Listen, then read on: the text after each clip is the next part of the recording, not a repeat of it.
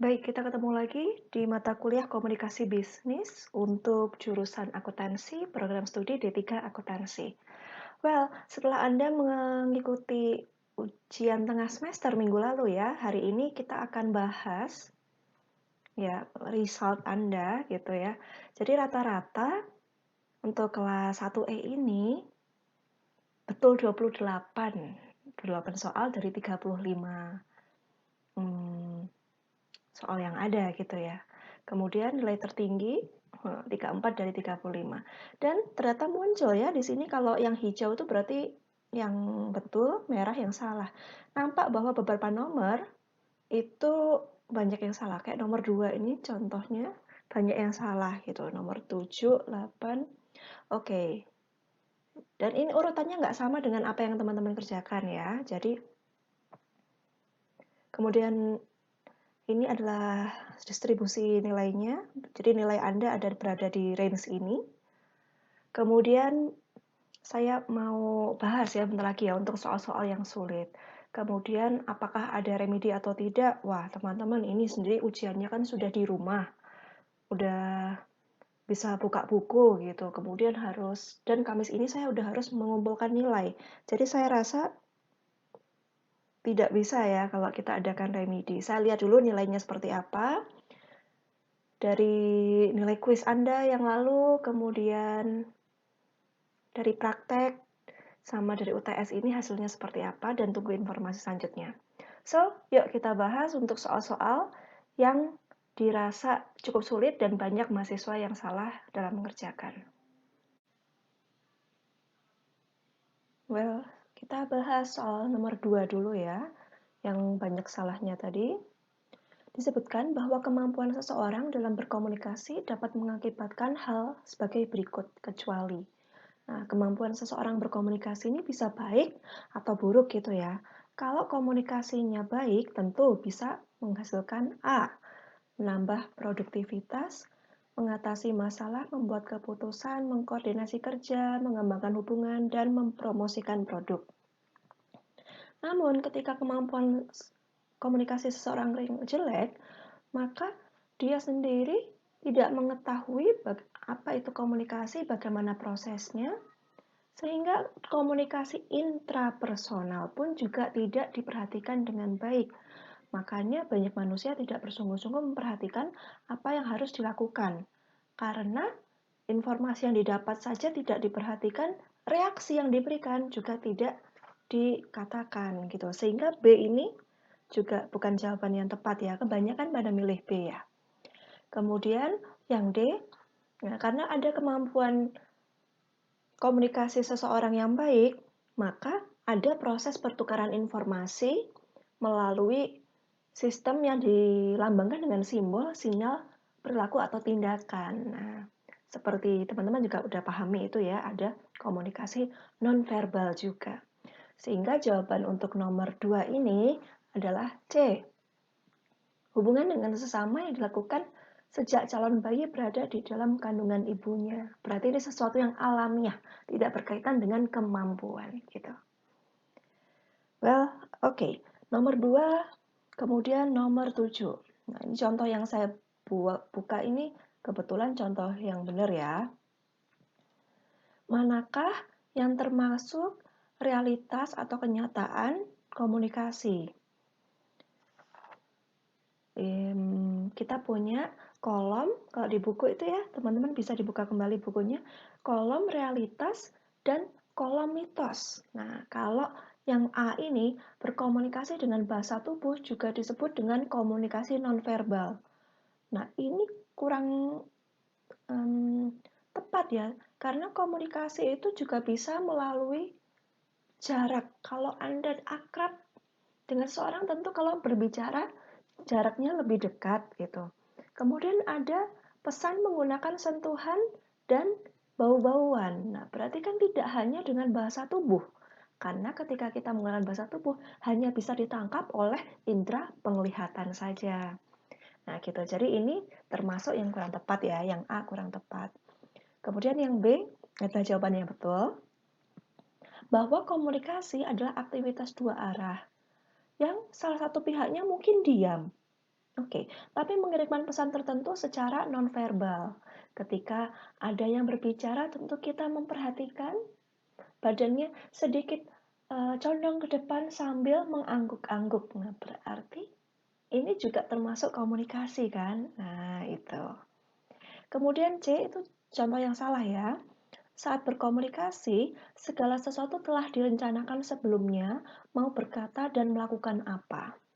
Tidak sesuai ya, karena komunikasi ini cenderung spontan. Maka teman-teman itu juga kadang-kadang tanpa sengaja pun menunjukkan sesuatu.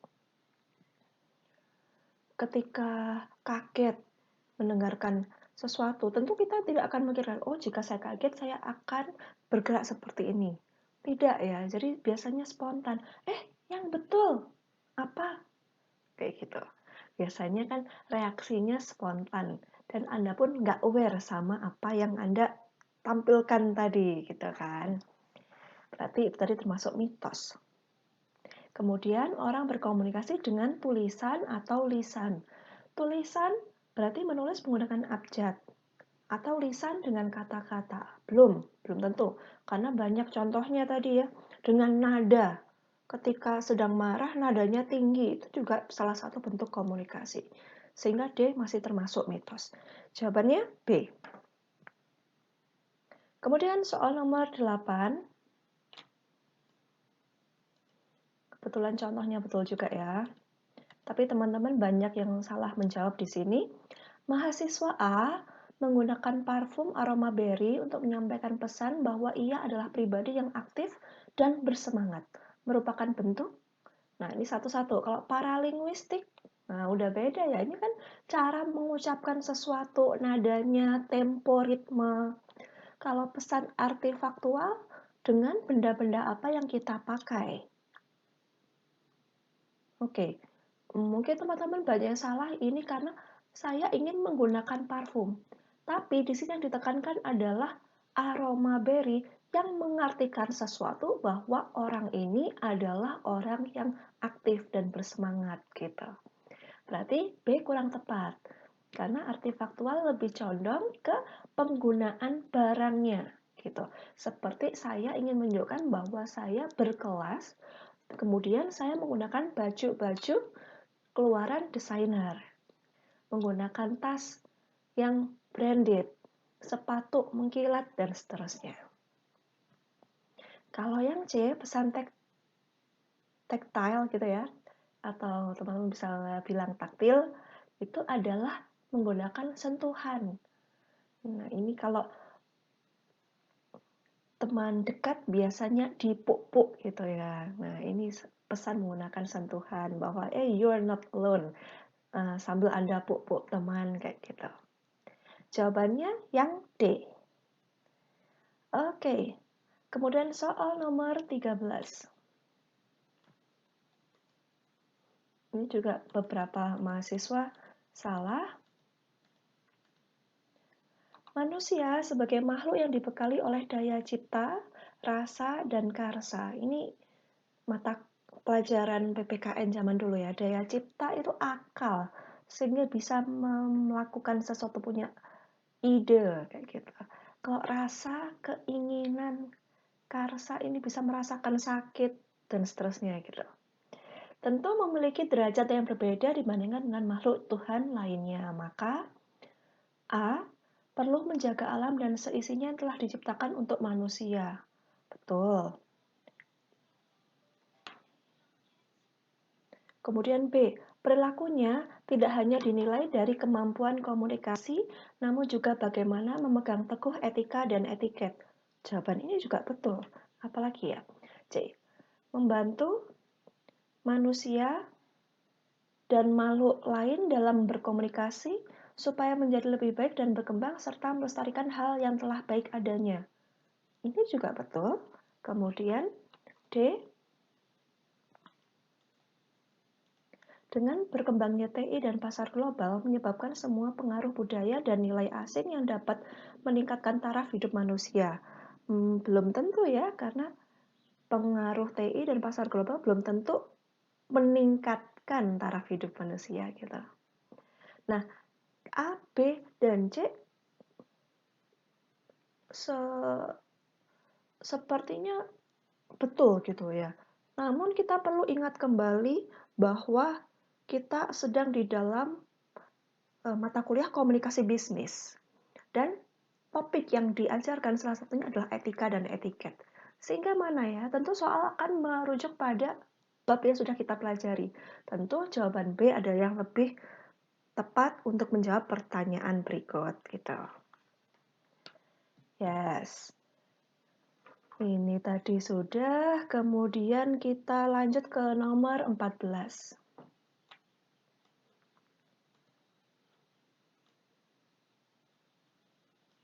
Menurut Kamus Umum Bahasa Indonesia, etika adalah hal sebagai berikut, kecuali A. Ilmu tentang apa yang baik dan apa yang buruk. Ini betul ya, di buku juga ada tulisannya. Kemudian B. Kumpulan nilai yang berkenaan dengan hak dan kewajiban moral. Jawaban ini juga betul. C. Nilai mengenai benar atau salah yang dianut suatu golongan atau masyarakat. Nah, ini juga betul.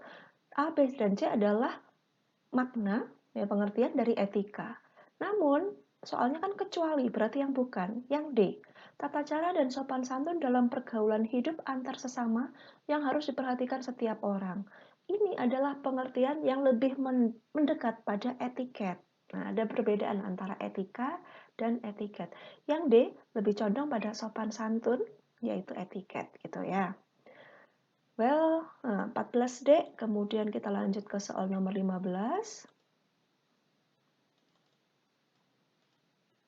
Prinsip etika profesi antara lain sebagai berikut, kecuali, nah ini juga ada di buku Anda nih. Kalau yang A, B, dan C itu adalah prinsip etika profesi. Kemudian yang D, menciptakan suasana kerja yang sehat menyenangkan bagi suatu daerah, industri, atau bidang. Secara khusus, ini adalah etiket gitu ya, adalah manfaat dari adanya etiket. Soal 15 adalah D. Jangan kaget kalau soalnya mirip-mirip. Ya, ini pilihan ganda ya kayak gini. Dan Anda waktu ujian juga masih bisa buka buku kan ya, bisa dicek lagi bukunya.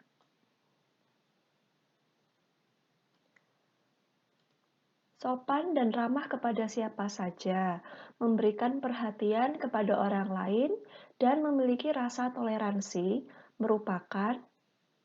Nah, di sini ada kata-kata sopan, ramah kepada siapa saja, ada memberikan perhatian, kemudian ada kata memiliki rasa toleransi. Nah, ini lebih condong kalau dari kata-kata tersebut sudah menunjukkan etiket ya. Etiket, oke. Tapi kita coba dulu lihat satu-satu soal nomor A. Dasar etika dalam dunia modern.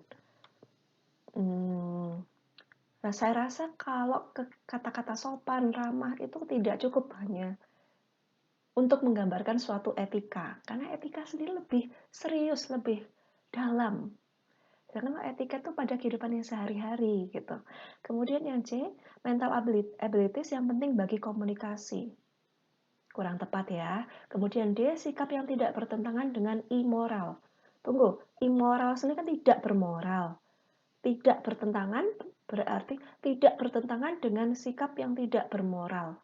Nah, kata-katanya ini negatif tambah negatif gitu ya. Berarti positif gitu. Ya teman-teman, di sini jawaban yang lebih mendekati, yang paling betul adalah etiket. Karena pengertian berikut lebih menggambarkan bagaimana tentang yang mengatur kita dalam kehidupan sehari-hari. Kemudian soal nomor 20 ini juga banyak mahasiswa yang melakukan kesalahan. Proses berpikir terbagi menjadi dua, yaitu, nah ini yang kemarin saya gambarkan di papan. Waktu itu saya bilang di buku itu cetakannya salah. Saya gambarkan di papan, ada skema. Bagi Anda yang menulis mungkin bisa menjawab soal ini. Ada beberapa yang memotret. Nah, ini kalau jawaban Anda adalah induktif dan deduktif rata-rata. Kan kurang tepat. Soalnya di buku sudah ada juga selain induktif, deduktif juga ada evaluatif. evaluatif atau kritis. Nah, berarti B dan C bukan. Kemudian kalau D, manipulasi atau mengorganisasi unsur lingkungan dengan menggunakan lambang sehingga tidak perlu melakukan kegiatan yang tampak. Bukan ya ini ya. Bukan. Ini memang salah satu poin yang ada dalam bab komunikasi interpersonal, namun bukan ini jawabannya. Jadi berpikir itu terbagi dari dua, yaitu berdasarkan kenyataan, realistis, dan juga autistik atau melamun. Jadi berpikir dibagi menjadi dua cabang itu tadi. Oke, jawaban nomor 20 adalah A. Terus kita lanjut ke nomor 24. Nah, ini teman-teman banyak yang melakukan kesalahan.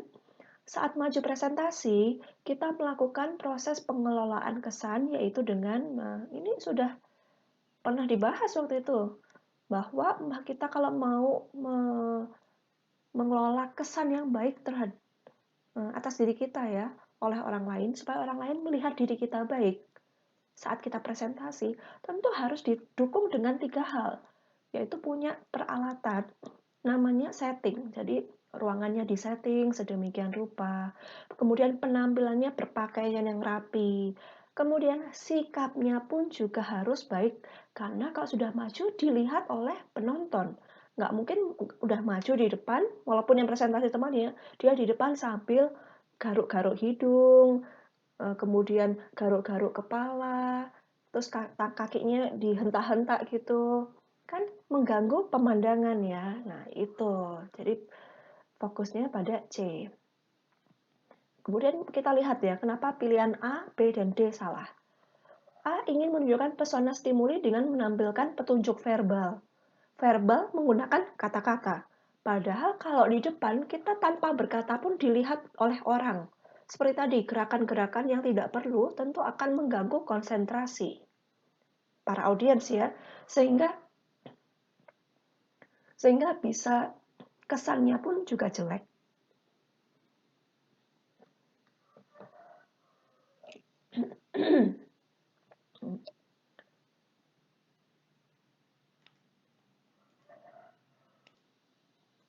Kemudian yang pilihan B, menampilkan diri dengan baik di hadapan orang dengan komunikasi non-verbal. Nah, teman-teman, kalau ini bertentangan juga ya, ya kurang juga. Kalau pakai verbal saja kurang. Kemudian dengan komunikasi non-verbal aja juga kurang dong.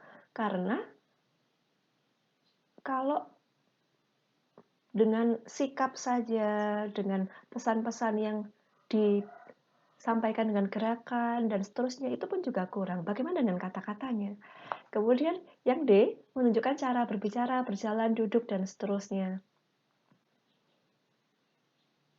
Kurang tepat ya, karena secara garis besar, dimanapun kita, tidak hanya saat presentasi, kita tuh bisa yang namanya melakukan pengelolaan kesan, membuat kesan orang lain yang melihat diri kita itu baik dengan menggunakan 3 alat tersebut, yaitu setting, appearance, dan juga manner gitu. Oke, itu tadi nomor 25 ya, 24.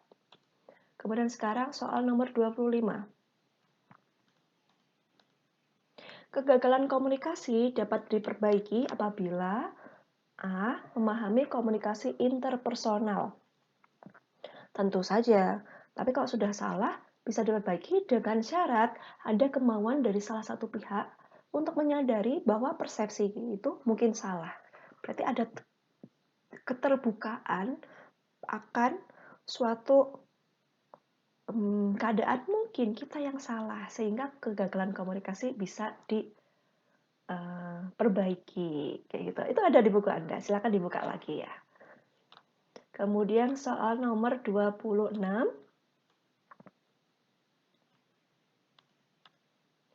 Mahasiswa F memandangi dirinya di cermin dan berkata, saya ini udah cakep, baik, menarik, siapa sih yang gak suka sama saya? Nah, hal tersebut merupakan bentuk kalau ini adalah kata-kata di mana dia sendiri melihat diri sendiri. Seseorang melihat diri sendiri, yaitu adalah self-esteem. Sedangkan kalau self-image adalah bagaimana gambaran yang diberikan oleh orang lain. Seperti misalnya kita katakan, mahasiswa itu loh, teman kita itu anaknya sudah baik, kemudian rajin sholat lagi, ya, kayak gitu. Adalah image yang diberikan oleh orang lain. Ya, ada perbedaan dari kedua itu. Kalau image dari orang lain, kalau esteem sesuatu yang ada di diri kita, gitu. Bagaimana kita menilai diri sendiri. Yes, 26 sudah, dan soal yang paling banyak salah itu nomor terakhir, nomor 35.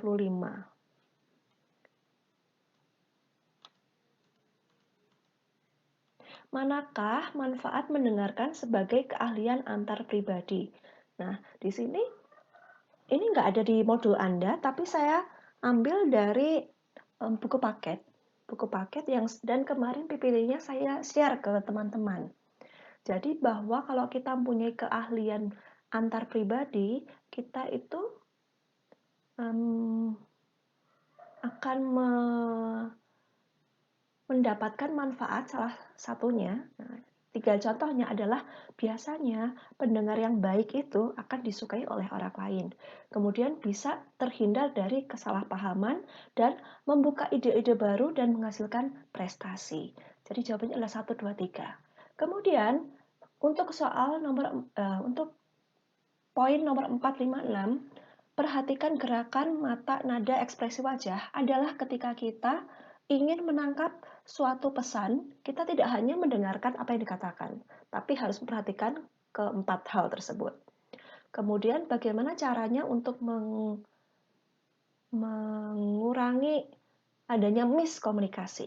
Nah, tentu ada jawabannya adalah nomor 5, memberikan umpan balik. Kemudian karena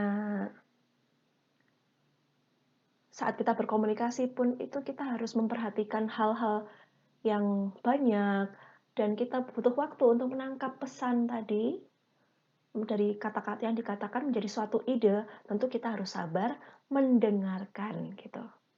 Jadi mendengarkan itu adalah suatu keahlian antar pribadi. Manfaatnya adalah yang poin 1, 2, 3. Oke, itu tadi UTS Anda ya teman-teman ya. Tentu Anda masih bisa buka jawaban Anda kemarin. Jawaban mana yang Anda salah dan mana yang betul, gitu Anda sudah bisa periksa. Ketika nanti teman-teman ada pertanyaan, bos nomor sekian, ada request ya, nomor sekian mengapa jawabannya begini? Padahal saya rasa jawabannya begini dan didukung dengan buku halaman sekian yang menunjukkan kalimat berikut. Silahkan teman-teman nanti tulis di kolom komentar kalau Anda menemukan hal tersebut ya, sehingga saya bisa koreksi kembali.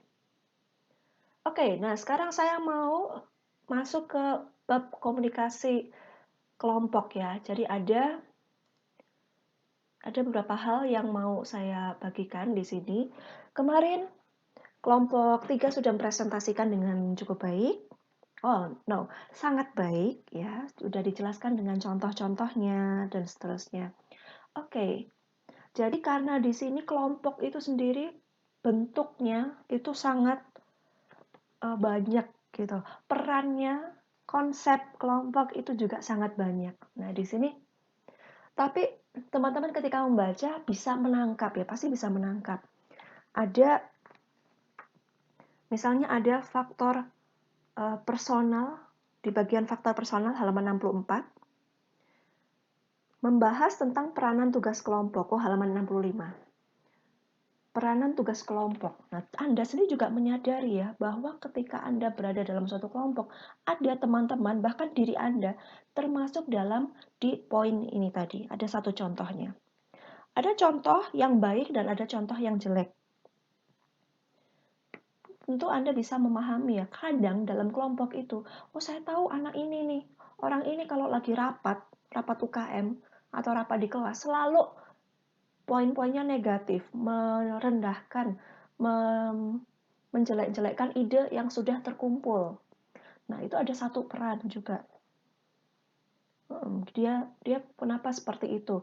Kemudian, tapi kadang-kadang kita pun juga yang melakukan hal-hal yang dianggap, ya mungkin orang lain akan menganggap itu benar-benar annoying, mengganggu. Nah, teman-teman, harapan saya ketika Anda membaca contoh-contoh di dalam modul ini, bisa menggali informasi dalam diri Anda, bahwa, ternyata pada saat itu saya termasuk yang ini nih. Sepertinya teman-teman tidak terlalu suka.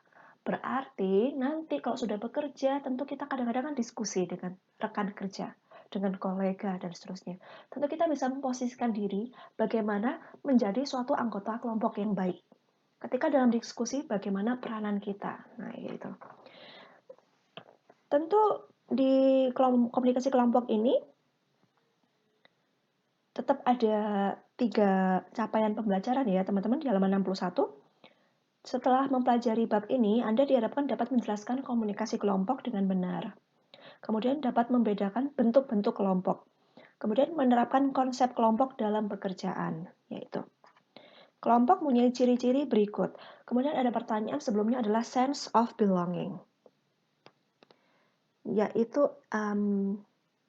merasa terikat dengan kelompok yang tidak dimiliki oleh orang yang bukan anggota. Tentu ketika Anda, katakanlah ruangan gedung di AE itu adalah kelas kita ya, home class. Jadi teman-teman, katakanlah seperti waktu sekolah dulu, kelasnya tetap di situ terus. Kemudian karena ini kelas Anda, tiap hari Anda pakai, tentu Anda merawat ya. Kayak misalnya kalau ada sampah dibuang dan seterusnya. Seperti yang kita lakukan biasanya ya, kalau di kelas kan kita sayang sama kelas kita, nggak mau kalau banyak nyamuknya, kotor gitu. Makanya kita biasanya kalau ada sampah kita buang keluar. Supaya nyaman kelas tersebut, betul ya. Karena kita sendiri punya rasa memiliki kelas ini milik saya. Supaya kalau nyaman, saya pun juga ikut nyaman, gitu kan. Nah, namun ada oknum-oknum. Entah itu kelas lain atau ada oknum pokoknya. Kalau di kelas itu udah makan gitu ya, makan di kelas sampahnya ditaruh di laci, saenak EDW gitu. Nah, ini kan berarti tidak merasa memiliki. Apakah kalau orang sayang dengan tempatnya akan nyampah di situ? Enggak kan? Nah, ini berarti ada orang-orang yang nggak aware dengan lingkungan. Dan saya yakin bukan dari kelas kita ya, karena kelas kita adalah memiliki sense of belonging yang tinggi. Nah, kemudian saya mau cerita suatu hal nggak berkaitan dengan ini ya, karena kata-kata sense of belonging itu sangat melekat di otak saya, karena pada suatu ketika ya, saya di kelas, waktu saya kuliah S2 di Taipei itu. Jadi saya mengambil satu mata kuliah. Jadi gini teman-teman, kuliahnya nggak kayak kita di Poltek gitu ya. Kalau kita di Poltek kan kayak SMA, sudah mata kuliahnya sudah diatur apa-apa gitu. Dan ketemu sama teman-teman jurusan akuntansi aja kan, teman-teman sekelas. Kalau di kampus saya itu modelnya mungkin kayak universitas lain, bahwa kita bisa memilih kelas yang kita mau, asalkan bidangnya masih linear. Dan saat itu saya mengambil satu kelas dari MBA, Magister of Business Administration gitu. Kemudian yang ngambil kelas MBA itu nggak hanya anak sosial, anak manajemen saja. Ternyata ada anak teknik dan seterusnya yang juga butuh kredit, karena setiap semester tuh harus mengumpulkan sekian kredit gitu ya, sekian SKS supaya bisa lulus. Nah, mata kuliah yang saya ambil ini nampaknya agak-agak cenderung ke HRD, cenderung pelajari human resource kayak gitu. Dan karena ini adalah salah satu kelas yang full in English, maka hanya orang asing yang masuk kelas tersebut gitu.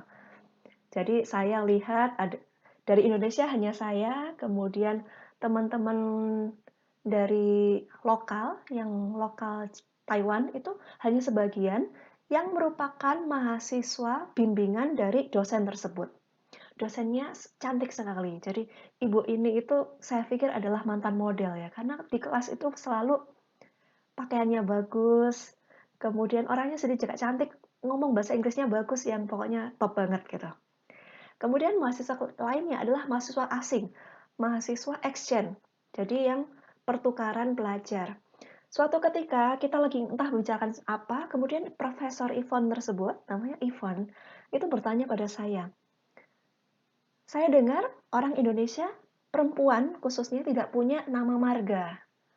Kemudian tanya pada saya pun juga bingung ya. Saya sendiri nama saya Ima Kristanti, Ima nama depan, Kristanti, nama belakang itu tadi juga bukan marga. Orang tua saya bukan namanya Kristanti, bukan. Itu dua-duanya adalah nama pemberian. Atau kita sebut given name ya, given name kalau nama pemberian itu. Kemudian saya bilang, ya umum sih, bahkan kakak saya pun walaupun laki-laki juga gak punya nama marga. Dan kalau dari ibu saya, itu juga ada marganya ya. Jadi kalau laki-laki dikasih nama marga sesuatu, kalau perempuan dikasih nama itu semua. Jadi bukan marga juga ya. Kemudian sampai mereka sangat penasaran, "Hah, nggak punya marga?" Itu hal yang sangat aneh. Tapi bagi saya kan hal yang sangat biasa, nama. Apa arti sebuah nama? Kayak gitu. Kemudian profesor pada satu titik mengatakan bahwa marga itu bagi kami, setidaknya bagi semua yang ada di kelas tersebut, orang Taiwan, orang Barat-Barat itu semua punya marga, adalah menunjukkan ketika kamu punya marga, kamu menunjukkan kebanggaan atas margamu. Jadi ada ketika punya suatu marga, maka punya yang namanya sense of belonging, memiliki marga tersebut. Biasanya marga itu punya karakteristik tertentu. Ketika marganya Lim itu menunjukkan sesuatu. Marga marga Chen menunjukkan sesuatu, Liu sesuatu. Nah, itu. Jadi kalau kita punya marga, merasa memiliki dan ikut mengembangkan budaya yang ada dari leluhur kita. Nah, itu pada saat itulah pertama kalinya saya being flustered at class gitu. Jadi saya nggak tahu harus berkata-kata apa karena saya pun nggak paham. Jadi kata-kata sense of belonging sampai sekarang masih melekat di otak saya bahwa merasa turut memiliki sesuatu. Kayak gitu. Oke, semoga cerita ini juga menarik ya bagi teman-teman ya. Bagi Anda, ada yang punya marga nggak? Kemudian, apa? Marga Anda tadi, maknanya apa? Kemudian, yang nggak punya marga, kira-kira kalau Anda dikasih marga, pengen marganya apa ya? Nanti tulis di kolom komentar ya teman-teman ya, pendapat Anda tentang marga ini. Tapi karena saya tinggal di Taiwan, saya harus punya nama Cina gitu ya, nama Chinese name gitu. Dan akhirnya pada saat itu saya punya marga. Karena ada yang memberikan saya nama akhirnya. Nggak usah saya sebutkan nama marga saya, tapi setidaknya sekarang saya punya marga. Oke, jadi tulis ya teman-teman ya di kolom komentar pendapat Anda tentang marga tersebut. Dan jangan kaget ketika kita berkomunikasi dengan orang asing, mereka akan bertanya tentang family name atau last name, marga, kayak gitu. Mereka akan bertanya apa dan seterusnya. Jadi nanti Anda kalau ada lagi komunikasi dengan orang asing bisa menjawab ya, bisa memberikan tanggapan. Kemungkinan mereka akan bertanya-tanya tuh. Nah, sekarang untuk di materi kita, jadi komunikasi kelompok ini saya mau menambahkan materi beberapa. Kemudian, oke, karena kita nggak bisa bertemu ya, kita akan skip bagian 2 ini. Interactive presentation, silakan Anda langsung tuliskan aja di live chat juga bisa, bagaimana pendapat Anda ya. Oke, pendapat Anda ketika saya tanya sesuatu, Anda bisa jawab di kolom live chat. Nanti kita akan bahas, kemudian penilaian presenter, oke presenter yang kemarin sudah maju, kita akan nilai, dan juga akan ada diskusi. Jadi tambahannya, komunikasi kelompok itu fokusnya adalah pada poin ini ya teman-teman ya. Pertukaran informasi atau berita dari sekelompok orang. Nah, jadi di sini ada yang namanya kelompok primer dan sekunder. Terhadap perbedaan yang mendasar. Ini kurang tepat ya teman-teman, saya ngasih judulnya ya. Dangkal dan terbatas. Non-personal, menekankan isi. Itu termasuk kelompok apa ya? Oke, kita cek dulu. Kemudian sini, dalam dan meluas. Sifatnya personal dan menekankan hubungan daripada isi. Nah, ini adalah kelompok primer. Karena kalau kita dengan kelompok primer yang dekat, katakanlah keluarga, tentu tahu tentang diri kita atau masing-masing anggota secara dalam dan meluas. Hubungan kita secara personal. dan lebih menekan hubungan daripada isi. Sedangkan kalau kelompok ini, yang kiri ini adalah kelompok sekunder, biasanya kita mengetahui dengan teman kita terbatas. Pengetahuan kita terhadap orang lain tadi terbatas. Sifatnya berdasarkan profesionalitas, karena kita sama-sama belajar. Dan lebih menekankan isi daripada hubungan. Ada maksud berkomunikasi, ada maksud untuk sesuatu. Kayak gitu ya. Jadi ketika kita berkomunikasi dengan orang lain itu ada maksudnya, bukan hanya untuk biar menjalin hubungan yang baik. Nah, kayak gitu.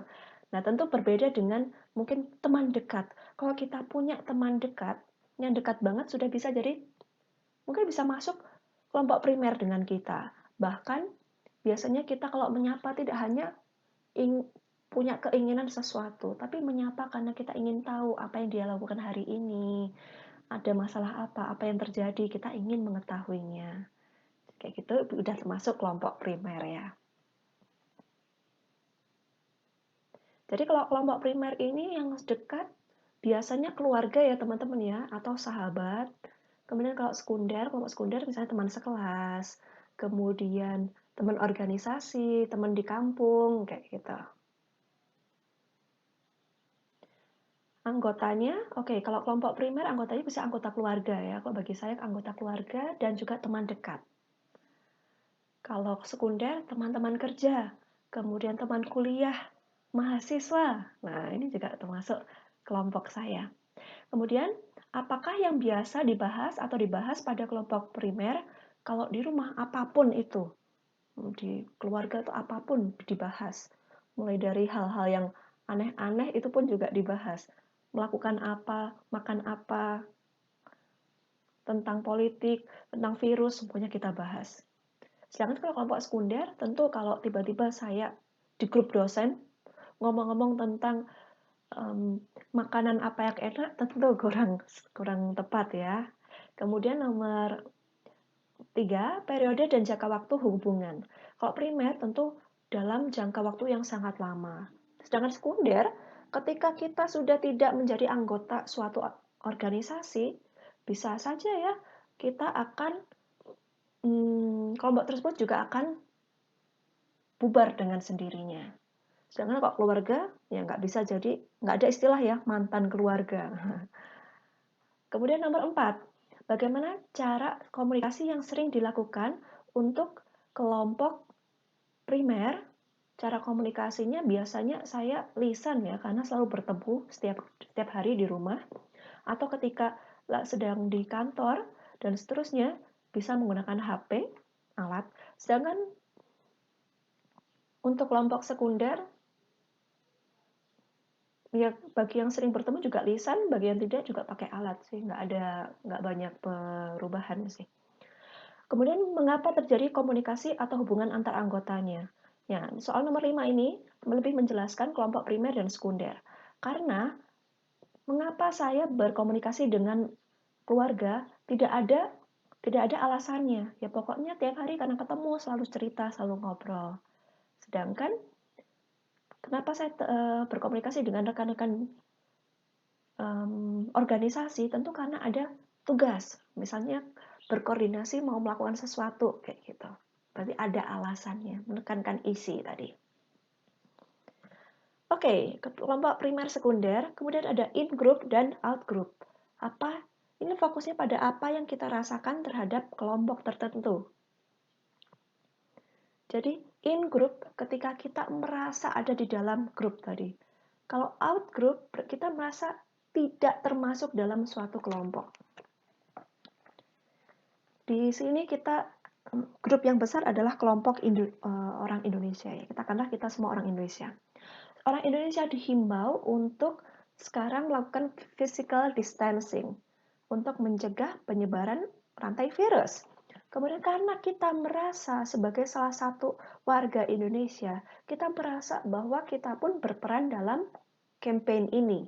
Sehingga karena kita merasa kita pun menghindari yang namanya tempat-tempat keramaian, nggak nongkrong di kafe, kemudian nggak berkumpul pada kegiatan-kegiatan yang melibatkan banyak orang, karena kita merasa kita pun bisa berperan dalam penyebaran virus tersebut, bisa jadi kan.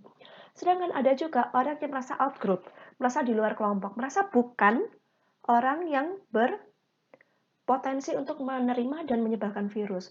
Allah, itu cuma ada di Jakarta aja, di Malang itu nggak apa-apa, di desa saya itu loh nggak apa-apa, nggak ada yang keluar kota.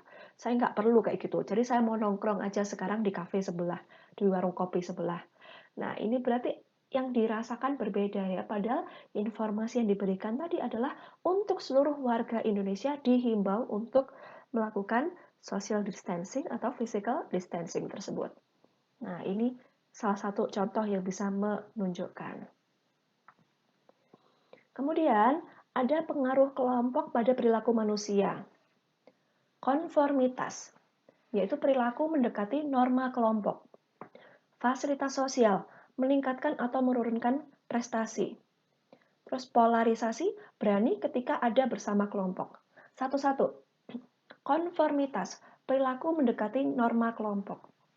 Katakanlah kita semua ada di suatu UKM atau di suatu kelompok di mana anggotanya itu terkenal dengan anak-anak yang selalu berpenampilan menarik. Terkenal sebagai kelompok yang mahasiswa populer gitu. Ada satu anggota mahasiswa A ikut yang asalnya dari desa, kemudian tergabung pada satu kelompok yang mahasiswa populer yang biasanya punya barang-barang branded dan seterusnya. Karena dia merasa dalam kelompok tersebut, maka dia ingin mengikuti norma-norma yang ada. Dia mulai mengubah penampilannya, mulai mengubah barang-barangnya menjadi barang branded supaya mengikuti yang ada dalam kelompok. Saya gambarkan seperti itu ya. Jadi bagaimana perilaku seseorang tadi untuk mengikuti nilai dari suatu kelompok. Jadi kelompok tadi punya image apa, dia mengikuti dengan segala cara yang bisa dilakukan. Faktor konformitas. Kemudian fasilitas sosial meningkatkan atau menurunkan prestasi. Ketika mahasiswa mengikuti studi group, jadi kelompok belajar. Tentu ketika dia mengikuti kelompok belajar, dia akan terpacu untuk belajar lebih. Melihat teman-temannya yang juga pintar-pintar, yang juga punya prestasi. Tentu dia setelah ikut kelompok, banyak berdiskusi, membuat prestasinya pun juga meningkat. Demikian juga untuk anak-anak yang terjerumus pada kelompok anak-anak yang kurang baik. Kelompok mahasiswa yang gengnya adalah kelompok anak-anak yang kurang memperhatikan pada pelajaran, akhirnya teman-teman saya juga nggak melakukan itu kok, juga nggak belajar. Kalau kelas juga nggak ikut kelas. Itu nggak apa-apa kok, saya kan sama seperti teman-teman. Nah, yang seperti ini pun nanti juga bisa menurunkan prestasi. Jadi fasilitas sosial itu di mana peran dari kelompok kita tadi bisa meningkatkan atau menurunkan prestasi seseorang. Saya harap semua teman-teman berkumpul dengan anak-anak yang baik ya, dan bisa meningkatkan prestasi Anda. Kemudian yang ketiga adalah polarisasi, berani ketika bersama dengan kelompok.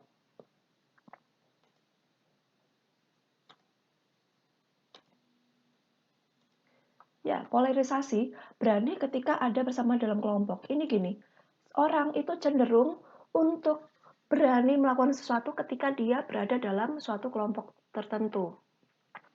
Ini contoh yang paling sering saya lihat di kampus ketika sedang gerombolan, ya ada mahasiswa atau gerombolan mahasiswi, mereka jadi lebih berani untuk gangguin orang lain. Jadi saya pernah jalan biasa gitu, ada segerombolan mahasiswi dari jurusan lain. Saya harap di jurusan akuntansi nggak ada yang kayak gini karena so deso sekali ya. Ada gerombolan mahasiswi dari jurusan lain sedang berkelumpul, kemudian ada mahasiswa laki-laki teknik sedang jalan sendirian. Kemudian ada oknum dari situ yang entah awalnya memang sedang bercanda-bercanda, kemudian manggil, Mas, ini loh kenalin teman saya, anaknya cantik dan seterusnya. Mendengar itu hanya sekilas aja, dan apakah orang-orang tersebut, mahasiswa tadi kenal dengan mahasiswa tersebut? Tidak. Mahasiswa tadi yang lewat tadi juga bingung. Ini ngapain saya kok dipanggil-panggil? Yang kayak gitu namanya catcalling ya teman-teman ya. Jadi kayak godain, walaupun cuma lisan aja termasuk golongan yang godain. Tentu wanita atau laki-laki, pasti Anda nggak mau dipanggilin kayak gitu kan, karena termasuk pelecehan katanya ya. Nah, ada oknum tadi, dia tuh berani melakukan sesuatu, berani godain kalau sama kelompoknya aja. Coba kalau dia sendirian ya, dia lagi duduk sendirian terus ada mahasiswa lewat, atau mahasiswa duduk sendirian, kemudian ada mahasiswa lewat terus godain. Lala, sini saya temani. Apakah berani? Enggak ya. Nah, ini ada satu contoh polarisasi. Jadi berani melakukan sesuatu ketika ada backingannya, merasa ada yang membacking gitu. Saya harap semua teman-teman nggak melakukan hal ini ya. Jadi beraninya kalau cuma ada pendukungnya, beraninya kalau keroyokan aja. No, ada beberapa hal polarisasi yang jelek ya. Jadi saya harap Anda walaupun kalau berlaku meskipun ada kelompok atau sendiri tetap berperilaku dengan yang baik dan pantas, oke? Okay? Jadi contoh tadi benar-benar nyata terjadi tahun lalu, masih tahun lalu di sekitar jurusan akuntansi ada kejadian semacam itu. Dan itu sangat deso sekali, jangan ada yang melakukan lagi karena itu termasuk pelecehan ya. Berikutnya, ada yang namanya gaya kepemimpinan. Jadi teman-teman di sini ada contoh-contoh ya, demokratis, oke udah tahu ya. Otoriter, laissez-faire atau pendelegasian, birokratis, konsultatif, situasional. Saya rasa cukup jelas ini.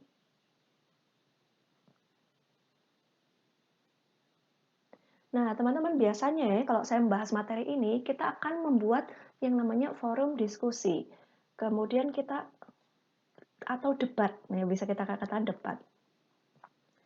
Di topiknya adalah topik-topik ini, kemudian bagaimana pendapat Anda tentang masing-masing. Seperti ini, contoh satu ya, prastudi. Teman-teman tentu mengalami semua yang namanya prastudi di Politeknik ya. Saya pun juga sekian tahun yang lalu, saya pun juga mengikuti namanya prastudi, ospek, mos waktu SMA, diklat lapang, diklat ruang yang pernah saya ambil. Dan saya merasa pada saat itu ada hal-hal yang sangat gak masuk akal kenapa hal tersebut disuruh oleh senior saya kepada saya. Apa maknanya? Contoh, sepertinya saya pernah bahas di kelas sebelumnya. Ketika diberikan tugas untuk membawa sesuatu, mengerjakan sesuatu yang saya rasa nggak masuk akal. Kenapa saya harus pakai tas dari kardus? Kenapa saya harus bikin nemtek, pakai topi, pakai ikat kepala yang menunjukkan itu? Kemudian, kalau saya salah, saya dimarahin. Padahal ya tugasnya, katanya prastudi sebelum studi, jadi saya harus dimarahi gitu. Kemudian ketika betul sesuai dengan petunjuk, bukannya bebas tapi juga sombong, mentang-mentang sudah betul. Nah, ini hal yang sangat aneh yang nggak masuk akal di dalam otak saya. Karena pikiran saya ya, kalau mau berlatih mental, bukan kayak gitu. Kayak gini aja, Anda disuruh untuk belajar dari rumah. Ada beberapa oknum mahasiswa yang melakukan yang, alah nggak usah lah, nanti aja bilang bahwa koneksi internet saya lambat, tiba-tiba hujan, saya nggak bisa pakai internet, tiba-tiba ada apa, dan seterusnya. Ini adalah latihan mental sebetulnya. Bahwa kita tahu bahwa tugas, kewajiban kita, dan hak kita sebagai pelajar, mahasiswa adalah mendapatkan kelas. Tapi pada saat kelas tersebut menghindar, nah ini kan sudah latihan mental ya. Bagi Anda yang bermental baik, dilatih dari sini. Ketika ada hal yang seharusnya dilakukan, tentu dilakukan dengan sepenuh hati. Kayak gitu. Jadi kalau yang kemarin latihan mental dimarah-marahi saya rasa kurang, karena latihan mental sesungguhnya itu adalah ketika kita dalam kehidupan sehari-hari ini adalah latihan mental sesungguhnya. Ketika dosennya jahat, mahasiswa biasanya menghindari dengan cara bolos kelas kayak gitu. Jadi skip kelasnya, nggak datang, nggak masuk, bikin surat izin bahwa sakit dan seterusnya. Nah, inilah adalah latihan mental yang sesungguhnya, teman-teman. Jadi di Poltek ini latihan mentalnya secara tidak langsung pun kita menyadari itu.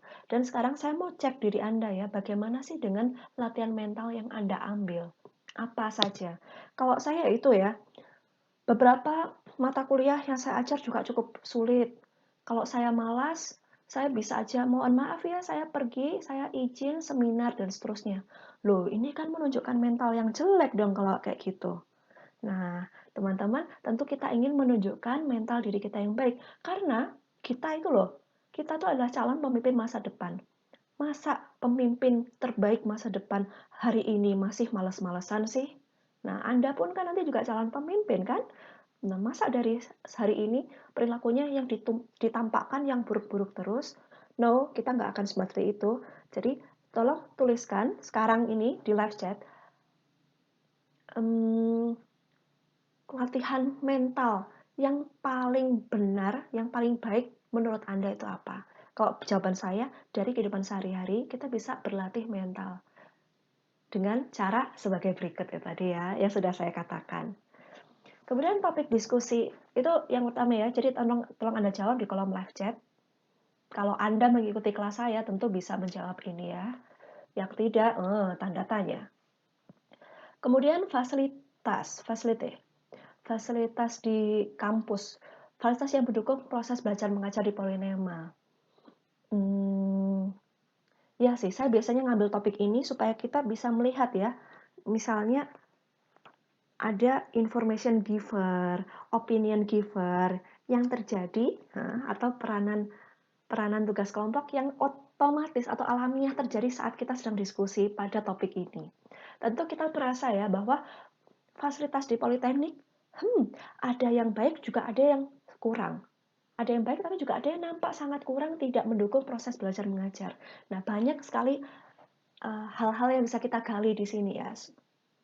Ya, saran ketika ada sesuatu yang jelek, tentu kita bisa menyarankan apa sih yang bagus. Jadi nggak hanya ngejudge saja, tapi juga bisa memberikan saran bagaimana seharusnya. Biasanya topik itu. Tapi nggak kita diskusikan hari ini ya.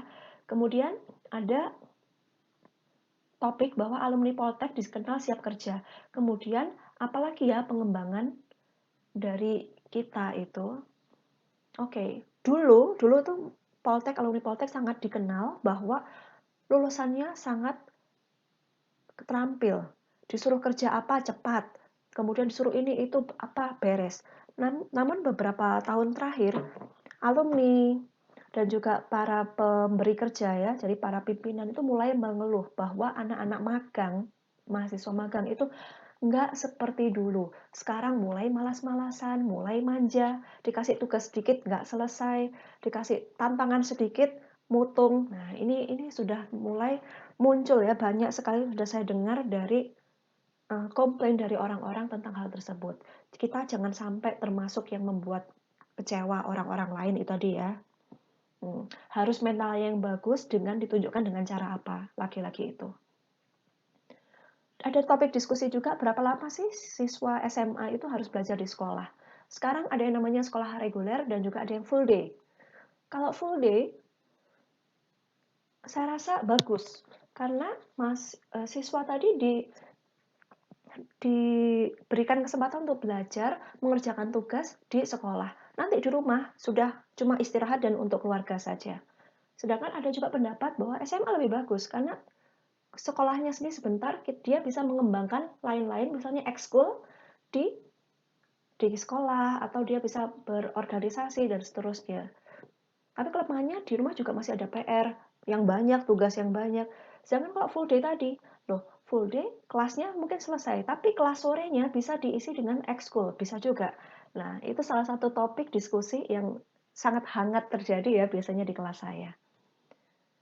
Oke, jadi teman-teman kita nggak pakai Mentimeter, silakan teman-teman tulis ya pendapat Anda tentang hal ini, bagaimana cara mengembangkan mental yang baik, tulis di kolom live chat sekarang.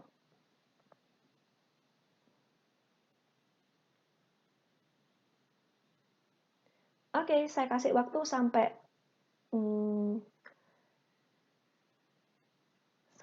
berapa menit lagi ya? Ya, sekian menit lagi. Silakan teman-teman kalau masih belum selesai nulis di live chat tadi, silahkan cepat ya. Sambil saya mau ngobrol tentang informasi tentang kelas berikutnya. Jadi teman-teman, bukan ini ya. Jadi teman-teman di kelas selanjutnya, maksud saya di pertemuan hari Jumat, kita masih melakukan kelas jarak jauh, pembelajaran jarak jauh. Jadi kelompok 4 ya, sudah mempersiapkan materi tentang presentasi lisan. Nanti kelompok penyaji sudah merekam ya. Jangan lupa di rekamannya ditulis ya di slide tersebut.